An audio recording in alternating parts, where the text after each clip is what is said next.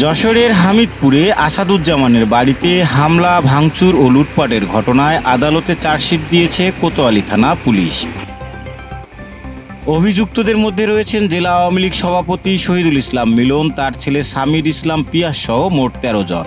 অভিযুক্ত অন্যরা হলেন মেহেদি, ছাত্রলীগ নেতা রিফাত হোসেন, আশিক, সলেমান, সেলিম হোসেন, ময়নউদ্দিন, মফিজ, মিল্টন মোল্লা, নাসির মোল্লা, নাজেম মোল্লা এবং মুস্তাকিন।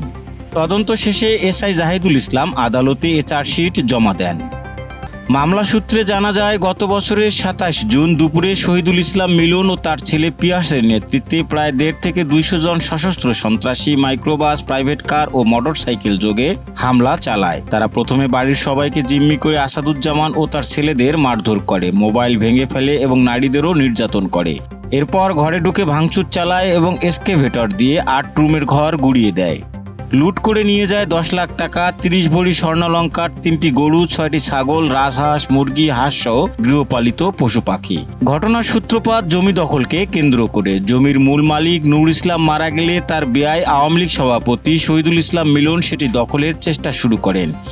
এই বিরোধের জেরেই আসাদুজ্জামানের বাড়িতে এই হামলা চালানো হয়। বাদী থানায় মামলা করতে গেলে শুরুতে পুলিশ তা নেয়নি, পরে হাইকোর্টের নির্দেশে মামলা রেকর্ড হয়। আজ সেই মামলার চার্জশিট আদালতে দাখিল করেন কোতোয়ালি থানা পুলিশ।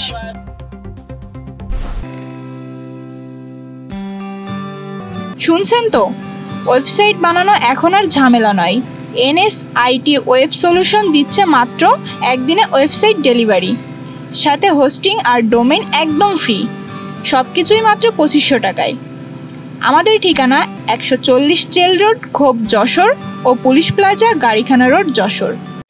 দেশ বিদেশের খবর সবার আগে জানতে ভিজিট করুন raddennews.net।